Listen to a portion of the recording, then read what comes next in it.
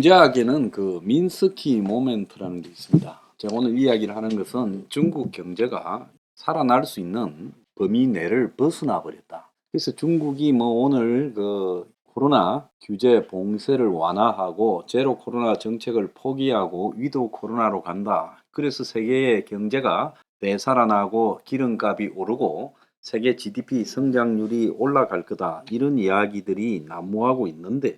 자, 그래서 이제 이 민스키 모멘트라는 게 있어서 그 미국의 경제학자 하이먼 민스키라는 사람이 경제는 안정, 불안정, 호황, 불황으로 이 사이클을 계속 하는데 거기에서 이제 기업의 현금 흐름, 투자자들의 투기적 자산 수요, 금융기관의 대출 등을 가지고 보면 경제가 지금 앞으로 잘 돌아갈 거냐 아니면 무너질 거냐를 갖다가 연관적 파동을 가지고 해석을 한다는 거예요. 그래서 시장 경제를 바라볼 때 중국이 지금 뭐 어쨌든 경제가 외견상으로는 시장 경제에 들어와 있지 않습니까? 자, 그래서 가격이 오르고 수요가 줄고 공급이 늘어나 생산, 소비 등이 균형에서 안정점을 보인다라는 주류 경제학과는 달리 민스키는 자본주의 경제가 안정 속에서 불안정성이 이 양면이 있다는 거예요. 그래서 이 사이클이 세 단계가 있는데 그 세 단계에서 이제 마지막 단계에 이르게 되면 경제 붕괴가 된다. 이렇게 말하는 겁니다. 그래서 우선 해지 금융 단계라서 이 단계에서는 경제 주체들이 위험 관리에 만전을 가하고 이 본연에 충실하고 기업은 현금 흐름을 창출하고 가게는 저축을 하고 정상적으로 돌아가는 상황이에요. 그래서 가계 저축이 활성화되고 생산 활동에 그 저축이 투자되고 경제가 아주 견조하게 성장을 하게 되고 신중한 투자와 분별력 있는 소비로 물가도 안정되며 경제가 더 말할 것도 없는 골디락스, 낮은 인플레이션에서 성장이 진행되는 최상의 상황이 되고 거의 모든 산업에서 기업의 이익이 탄탄해진다는 거예요. 현금 흐름도 증가하죠. 그런데 이제 경제가 성장한다라는 확신이 강해지면 리스크에 대한 인식이 방만해져 투기적 자산 수요의 지금 발생이 늘어난다. 그러니까 이제 부동산도 사고 주식도 하고 가상화폐 같은 것도 등장하고 그래서 두 번째 단계에서 이제 투기적인 금융이 널리 확산되고 그래서 자기가 가지고 있는 보유 자산을 담보로 돈을 빌려서 위험 자산에 투자하는 현상까지도 나타나고 그렇다 보니까 자산 가격이 올라가기 시작하는 거예요. 부동산, 주식 이런 것들이. 이게 장기간 지속되면 사람들이 이제 이 호황이 계속될 거라고 착각하고 남의 돈을 차이로 차입 비율을 높여서 자꾸 이 올라가는 가격에다가 또 투기하는 폰지 금융, 즉 거의 사기술 같은 투자의 단계에 이르게 되고 이 단계가 되면 모래 위에 성과 같은 사상 누각의 지금 상태가 된다는 거예요. 그래서 자산 가치가 원래는 정상이면 이만한데 이게 이렇게 커진다는 거야.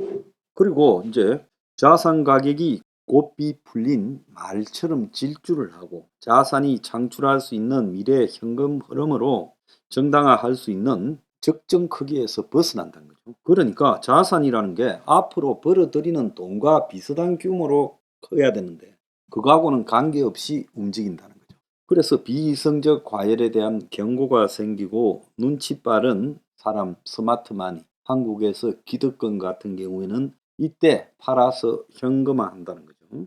자, 그때부터 이제 자산 가격의 상승이 둔화되고 변동성이 커지기 시작하는 단계가 세 번째 단계가 돼요. 자, 그래서 위험관리 전문가인 금융기관이 이때는 이제 돈을 빌려주지 않죠. 자, 그리고 유동성에 문제가 생긴 투자자들이 전부 매도에 가세하고 자산 가격이 추가로 하락하면서 마진 콜이 속출한다는 거예요. 그러니까 차입으로 지금 이렇게 투자를 하다가 자산에 주식이나 증권 등에요. 이제 금융회사에서 당신은 더 이상 여기에 투자할 여력이 없었기 때문에 증거금을 더 넣어라. 돈을 더 넣으라고 이야기하는 것이 마진콜인 겁니다. 자, 마진콜 빨리 돈 넣어라. 당신 계좌가 깡통이 되었다. 이러는데도 현금에 납입할 여력이 없는 투자가들은 자산을 이제 내다 파는 상황으로 내몰리지요.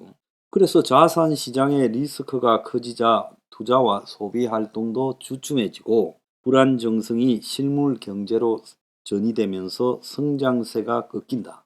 그러면서 경제 전망이 언제 뭐가 터질지 모르는 불투명한 한치 앞을 모르는 사태에 간다. 이것이 이제 마지막 단계인 민스키 모멘트가 완성되는 순간이에요. 자, 이 단계를 티핑 포인트, 즉 이 전환점을 지나게 되면 자산이 급락하고 경제가 경추락한다는 거예요. 2000년 3월에 미국의 벤처기업 닷컴 버블에서 민스키 모멘트가 왔지요. 1990년대부터 미국의 이 IT 기업의 성장세가 하늘을 찌르다가 2000년 3월에 이게 왔어요. 2000년 3월에 IT 버블 붕괴에 이어서 또다시 부동산 버블에서 민스키 모멘트가 왔고 2008년 9월에 터졌습니다. 90년대 이후 2배 넘게 오른 미국의 집값이 서브프라임 모기지 론으로 누구에게나 돈을 빌려주는 신용이 부족한 사람에도 집을 살 돈을 빌려주다가 집값이 이제 30% 꺾여서 티핑 포인트를 지나서 30%가 내렸고 주가도 반토막 나면서 금융위기가 왔죠. 자, 현재 상황은 2009년 이후 나스닥이 10배 올랐고 미국 집값이 2배 올랐고 부동산 대출이 2014년 이후 1.8배가 올랐고 기타 대출도 2배 증가했고 작년 가을 주식담보대출 잔액이 2000년 고점의 3배, 2007년 고점의 2배를 넘었어요.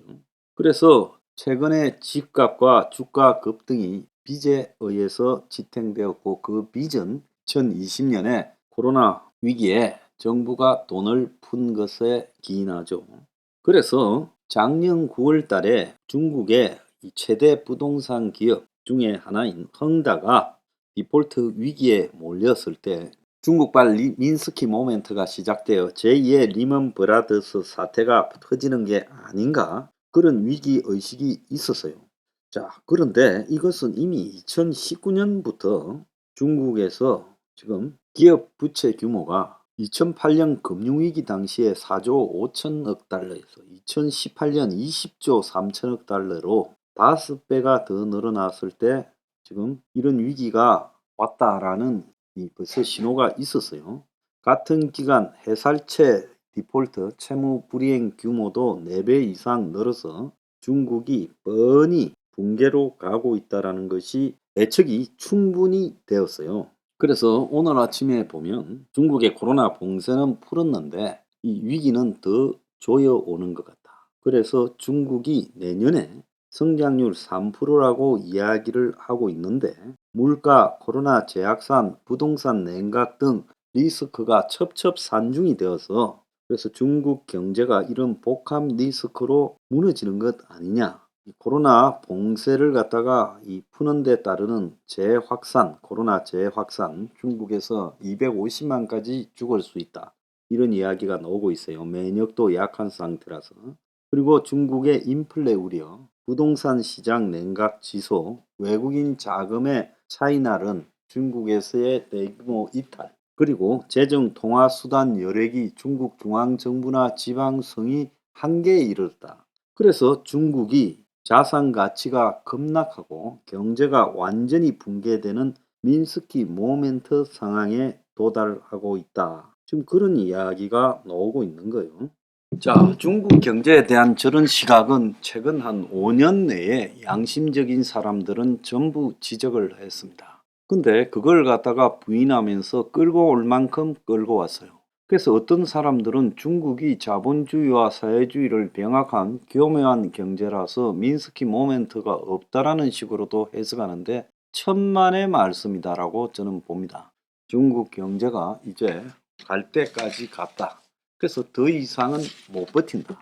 그리고 숨겨놓은 그림자 금융이라는 게 중국에 있지요. 그래서 중국의 각 성에서 이 투자를 부동산 인프라 등에 투자하기 위해서 만드는 일종의 공식 금융기구지요. 그래서 이런 것들이 자전거래, 저거가 채권을 발행하고 저거가 사주고 하면서 마치 경제가 돌아가는 듯이 보이는 그런 속임수도 이제 한계가 왔다는 겁니다. 다만 현재 중국 같은 상황에서 누가 시진핑이한테 이거 안 돼요, 틀려서 이거 터지요라고 말 못하는 거예요. 전부가 거짓말하고 있는, 전부가 통계를 속이고 있다. 그래서 저 나라의 경제는 어떤 신호도 오지 않고 어느 순간에 붕괴되기 시작하고 공산당은 손을 쓰지 못하고 넘어질 것은 확실하다.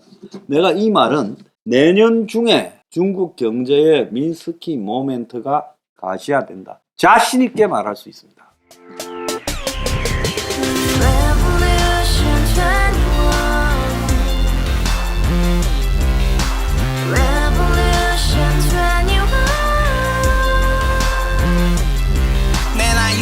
월세 30 코인빚만 300 서울에 온지 벌써 10년 아둥바둥 버텼지만 여전히 난 반지 하에 제왕 곰팡이 연문제약 내비랑 깡통망통 완전히 폭망 90원 창문만큼 작아진 내 꿈 연애 결혼 내 집 모든 게 헛꿈 1년 전 떠난 여친 울며 말했지 같이 써봤자 평생 가본 게 꼭꼭꼭하지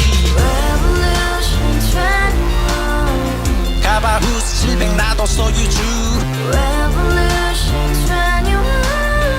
가바후스 700 나의 소유주 택시기사 우라부지 마트 캐셔 울어문니 우리 집안 다 털어봤자 후줄 그래 개선민 내 미래 거기서 팍 끝난 거지 팍더 이상 노력 따윈 괴물이 스펙 찾아 쌈말리 비오는 날 알바 잘려 맨날 학원 날 개쳐 빨려 밤비 내리는 양화대교 홀로 걷고 있을 때 현수막에 아로 새겨진 평당 700짜리 아파트 다같이 소리 질러 혁명 21 가바후스 700 나도 소유주 가바후스 700 나의 소유주 Together in the house, brand new day, and your dream had just begun. Revolution 21, only hope and happiness. 너의 곁에 내가 영원히 함께.